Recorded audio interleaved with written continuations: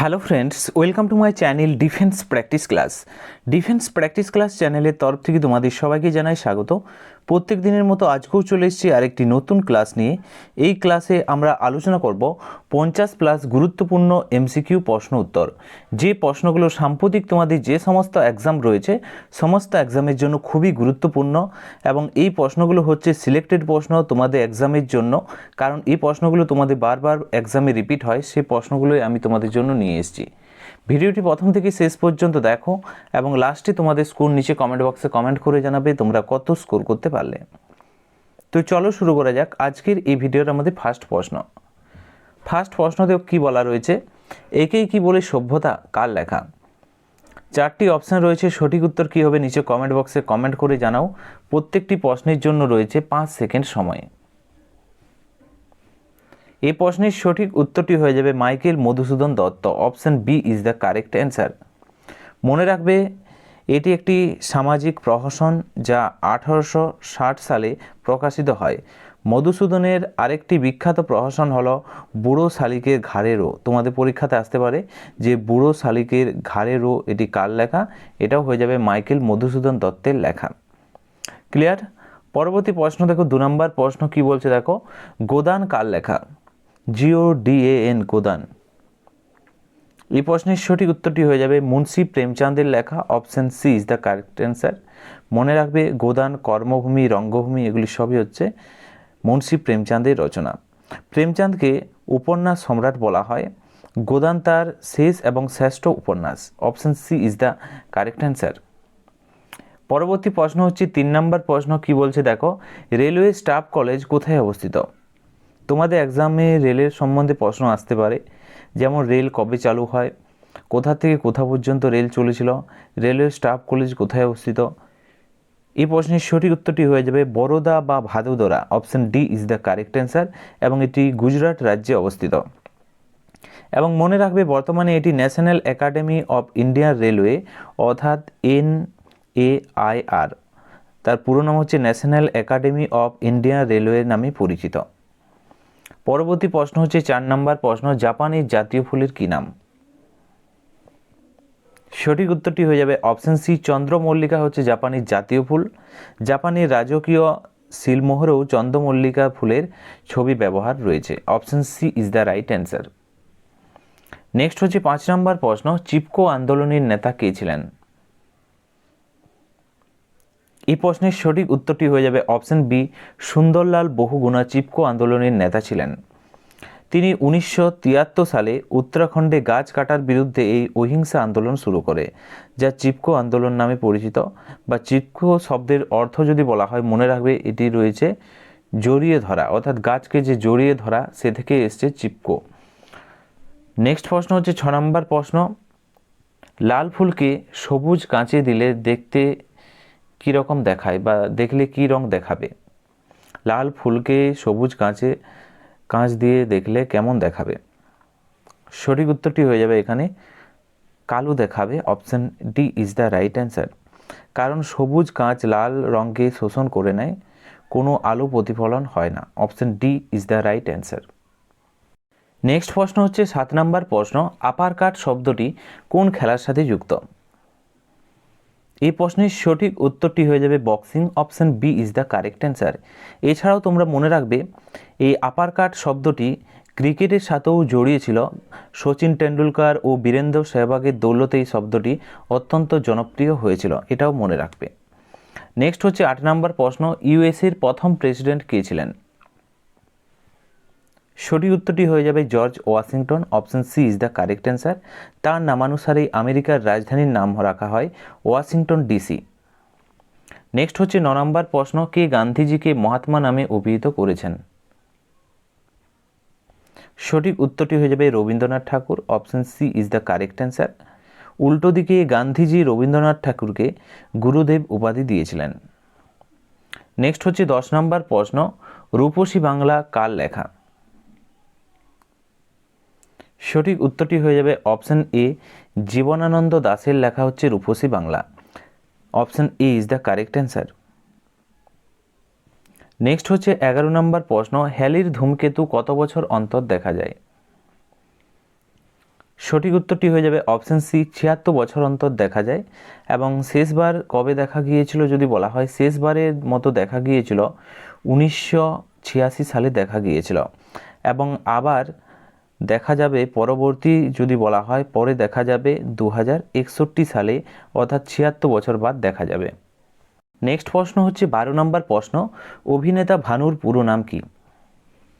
সঠিক উত্তরটি হয়ে যাবে অপশন বি, সাম্যময় বন্দ্যোপাধ্যায় হলো অভিনেতা ভানুর পুরো নাম। অপশন বি সঠিক উত্তর।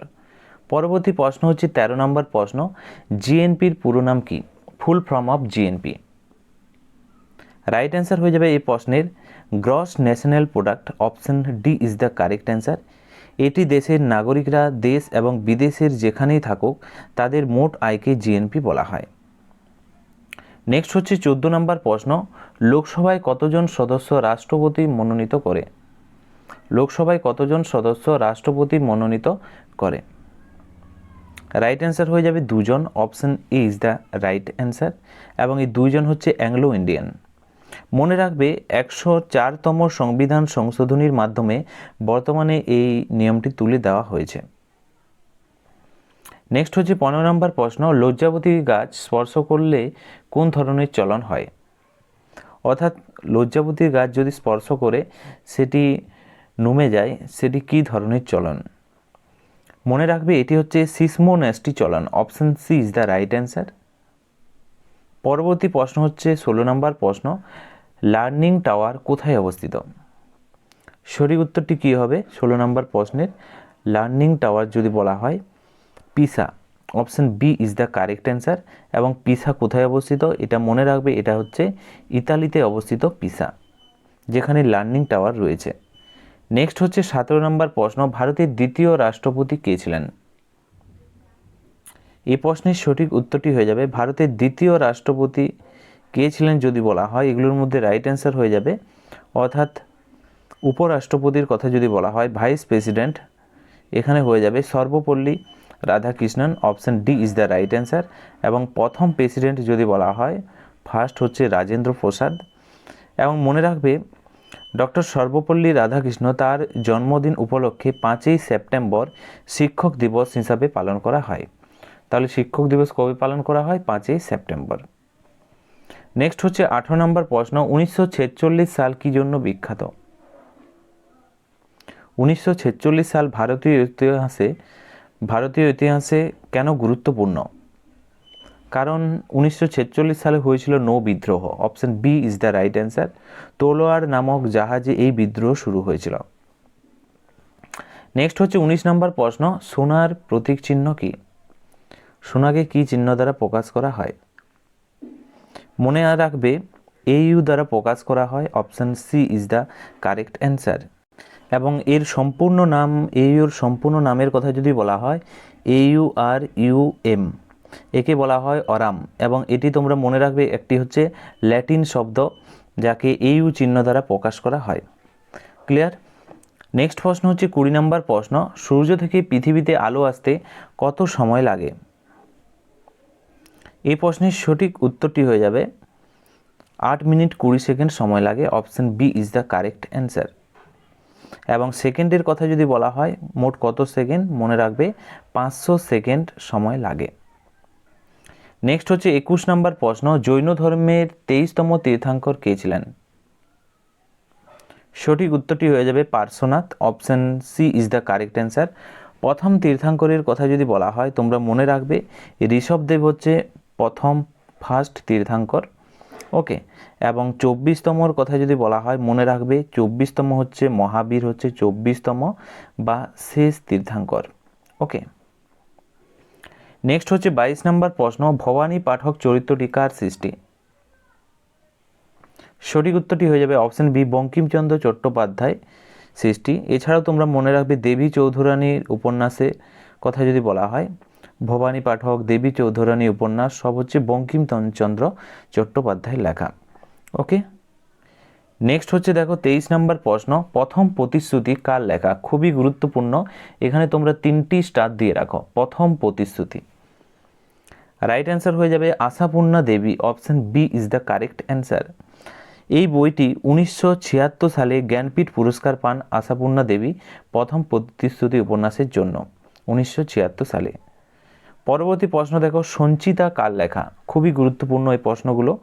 সঞ্চিতা এবং সঞ্চয়িতা, মনে রাখবে সঞ্চিতা যদি বলা হয় সঠিক উত্তর হয়ে যাবে Kazi Nazrul Islam, option B is the correct answer, তার লেখা। ওকে, পরবর্তী প্রশ্ন হচ্ছে সঞ্চয়িতা কার লেখা? আগেরটা ছিল সঞ্চিতা এবং এটি হচ্ছে সঞ্চয়িতা, এটি হচ্ছে রবীন্দ্রনাথ ঠাকুরের লেখা, option A is the correct answer. পরবর্তী প্রশ্ন দেখো 26 নম্বর প্রশ্ন, এ প্যাসেজ টু ইন্ডিয়া কার লেখা? এই প্যাসেজ টু ইন্ডিয়ার কথা যদি বলা হয় সঠিক উত্তর হয়ে যাবে E.M. ফরস্টারের লেখা, option B is the correct answer. Next হচ্ছে 27 নম্বর প্রশ্ন, এ প্যাসেজ টু ইংল্যান্ড কার লেখা? ইন্ডিয়া যদি বলা হয় সঠিক উত্তর হয়ে যাবে E.M. ফরস্টার, এবং এই প্যাসেজ টু ইংল্যান্ডের কথা যদি বলা হয় Nirad C Chaudhuri, option A is the correct answer, option A সঠিক উত্তর। নেক্সট হচ্ছে 28 নম্বর প্রশ্ন, কি বলছে দেখো, লাইফ ডিভাইন কার লেখা? এই গ্রন্থটির রচয়িতা হলেন Shri Aurobindo Ghosh, option B is the correct answer, option B সঠিক উত্তর। নেক্সট হচ্ছে 29 নম্বর প্রশ্ন, ডিভাইড লাইন কার লেখা? ডিভাইন লাইন, আগেরটা ছিল লাইফ ডিভাইন শ্রী অরবিন্দ ঘোষ, এবং এটি হচ্ছে ডিভাইন লাইফের কথা যদি বলা হয় স্বামী শিবানন্দের লেখা, option A is the correct answer. এবং আরেকটি প্রশ্ন তোমাদের পরীক্ষাতে আছে, ডিভাইন কমেডি কার লেখা? ডিভাইন কমেডির কথা যদি বলা হয় মনে রাখবে দন্তের লেখা, option C is the correct answer. এবং এই প্রশ্নগুলি খুবই গুরুত্বপূর্ণ তোমাদের এক্সামের জন্য, কারণ এই প্রশ্নগুলো এসে থাকে। পরবর্তী প্রশ্ন দেখো, মাদার উপন্যাসটি কার লেখা? এখানেও তোমরা 3টি স্টার দিয়ে রাখো, মাদার কার লেখা। আরেকটি প্রশ্ন আছে, মাদার ইন্ডিয়া কার লেখা? যদি মাদারের কথা যদি বলা হয় সঠিক উত্তর করবে অপশন বি, ম্যাক্সিম গোর্কির লেখা, option B is the right answer, option B সঠিক উত্তর। পরবর্তী প্রশ্ন হচ্ছে 32 নম্বর, মাদার ইন্ডিয়া কার লেখা? সঠিক উত্তর হয়ে যাবে মেয়র লেখা। ওকে, ক্যাথরিন মেয়র লেখা হচ্ছে mother India, option A is the correct answer. Next হচ্ছে দেখো 33 নম্বর প্রশ্ন, অ্যান অটোবায়োগ্রাফি কার লেখা? এই প্রশ্নের সঠিক উত্তরটি হয়ে যাবে option B is the correct answer, Jawaharlal নেহরুর লেখা, অপশন বি সঠিক উত্তর। নেক্সট হচ্ছে 34 নম্বর প্রশ্ন, কৃষ্ণকান্তের উইল কার লেখা? সঠিক উত্তরটি হয়ে যাবে বঙ্কিমচন্দ্র চট্টোপাধ্যায়ের লেখা, option A is the right answer, কৃষ্ণকান্তের উইল। নেক্সট হচ্ছে দেখো 35 নম্বর প্রশ্ন, প্রথম পঞ্চায়েত রাজ কোন রাজ্যে শুরু হয়? প্রথম পঞ্চায়েতি রাজ ব্যবস্থা শুরু হয় রাজস্থান রাজ্যে, option C is the correct answer. এবং মনে রাখবে রাজস্থানের কোন জেলাতে? নাগৌর জেলাতে প্রথম পঞ্চায়েতি রাজ ব্যবস্থা শুরু হয়, এবং সালটি মনে রাখবে 2রা অক্টোবর 1959 সালে।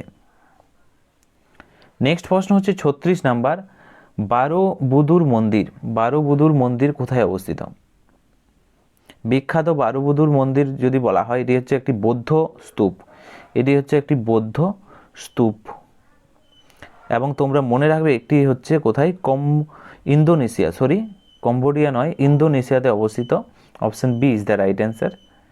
পরবর্তী প্রশ্ন হচ্ছে 37 নাম্বার, অঙ্করভাট মন্দির, এটা হয়ে যাবে কম্বোডিয়াতে অবস্থিত, option B is the correct answer.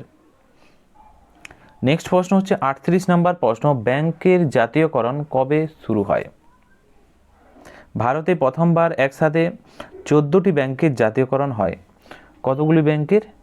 14টি ব্যাংকের জাতীয়করণ হয় একসাথে।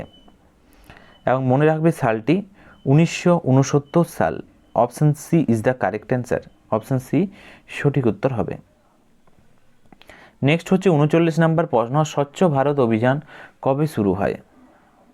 স্বচ্ছ ভারত অভিযান কবে আনুষ্ঠানিকভাবে শুরু হয়? সঠিক উত্তরটি হয়ে যাবে option B is the correct answer, 2রা অক্টোবর 2014 সালে। নেক্সট হচ্ছে 40 নম্বর প্রশ্ন, অমিতাভ বচ্চনের প্রথম ছবি কোনটি? অভিনেতা অমিতাভ বচ্চন অভিনীত প্রথম সিনেমার কথা যদি বলা হয় 7 Hindustani, option D is the correct answer, option D সঠিক উত্তর হয়ে যাবে এবং এটি 1969 সালে এটি মুক্তি পায়। নেক্সট হচ্ছে 41 নম্বর প্রশ্ন, দেখো ফটকিরি বা অ্যালার্মের সংকেত কি? এই প্রশ্নটা আমাদের আগেও হয়েছিল, রিপিটেড প্রশ্ন। আশা করি তোমরা উত্তর দিতে পারবে। কমেন্ট বক্সে সঠিক উত্তর কমেন্ট করে জানাও। রাইট অ্যান্সার হয়ে যাবে এখানে ফটকিরি বা অ্যালার্মের সংকেত হয়ে যাবে এখানে option B is the correct answer. K2SO4 Al2SO4 whole 3 24H2O। Okay, 24টা জল। নেক্সট হচ্ছে দেখো 42 নম্বর প্রশ্ন, কমনওয়েলথ গেমের সেক্রেটারি জেনারেল কে ছিলেন? প্রথম সেক্রেটারি জেনারেল, ওকে, ফার্স্ট কমনওয়েলথ গেমের কে ছিলেন যদি বলা হয়, সঠিক উত্তর হয়ে যাবে Kamlesh Sharma. Option B is the correct answer. Next প্রশ্ন হচ্ছে 43 নম্বর প্রশ্ন, টেরিডোফাইটার একটি উদাহরণ হলো, নিচের কোনটি টেরিডোফাইটার বা ফার্ন জাতীয় উদ্ভিদের উদাহরণ? ওকে, একে কী বলা হয়?